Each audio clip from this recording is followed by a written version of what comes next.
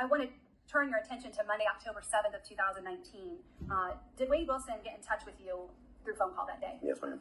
And what was it that he told you when he called? The first time he said he needed help. He had done something that he couldn't take back. Did he indicate that he and his girl had gotten into an argument? Yes, ma'am. And who was his girl that you were aware of at the time? I just knew her as Mila.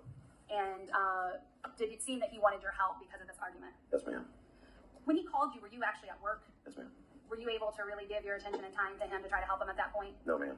So what did you tell him when he was asking for your help? I just told him to call me back around dinner time. I'd be done working and we'd figure it out. And did you at some point have a conversation with your wife about him getting in touch with you wanting your help? Yes, ma'am. Now, during the time that he was supposed to call, about what time was he supposed to call back? I told him around dinner time. Now, between the time he first called that day and dinner time, did you receive a call from a detective? Yes, ma'am. And was that detective looking for your son? Yes, ma'am. Now, when the detective was looking for your son, did you have any idea at that point of what had happened? No, ma'am. Did the detective want you to try to help them get in touch with your son? She just gave me a number and said if he calls you back, we need to talk to him. Okay. Now, did he end up calling you later that evening? Yes, ma'am. And what did he tell you in that call that evening? The final call? Nope, the call before the final call. He just told me, he did something. There was 2 people going that would not be back. He said, I'm a killer. I just told him to call me back. I just thought it was another story, So at this point, when he says that there were 2 people that wouldn't be with us and that he was a killer, did you put a lot of weight into that?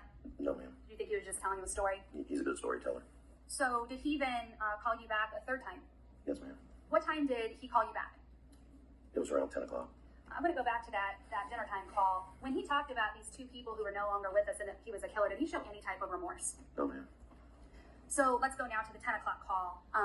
Again, your wife knew about kind of what was going on during that day. Yes, ma'am. And when he called back at 10, did he go into more details about what he had told you earlier? Yes, ma'am. So let's start with the first girl. If you could tell the jurors, what did he tell you? He just said he met a girl at a bar. They went back to her house, hung out for a little bit, and then she fell asleep. What did he say happened after she fell asleep? He said he got on top of her and choked her. What name did he call her? Did he refer to her in a derogatory term? He said, I choked that bitch. Okay. And what did he say he did after he choked her? He said he stayed in the house for a little while, and then he rolled her up and was going to try to put her in her trunk, but he couldn't lift her. Did he say why he was unable to put her in her trunk? He said that he felt like rigor mortis had started to set in. And does rigor mortis make your body stiff? You didn't know? I think so. Yeah. So he just told you that was the reason that he couldn't lift her and get her into her trunk? Yes, ma'am. And when he said her trunk, it was the trunk of her car he was going to put her in? Yes, ma'am. So what did he tell you he did when he couldn't get her body into her own trunk? He left her there and took her car. What did he say about the second girl? He said he saw her walking down the street and stopped and asked her for directions. And she got in the car with him. What did he say happened when she got in the car with him? He said he reached over and choked her. And did he tell you that he choked her while he was driving? Yes, ma'am. Now, what did he say happened after he choked her? He said he was looking for a place to put her body. Did he find a place where he eventually dumped her body? Yes, ma'am. What did he tell you about the situation when he got to the place where he was going to dump her body? He said that he pulled her out of the car and realized that she was still breathing. So what did he tell you he did when he realized she's still breathing?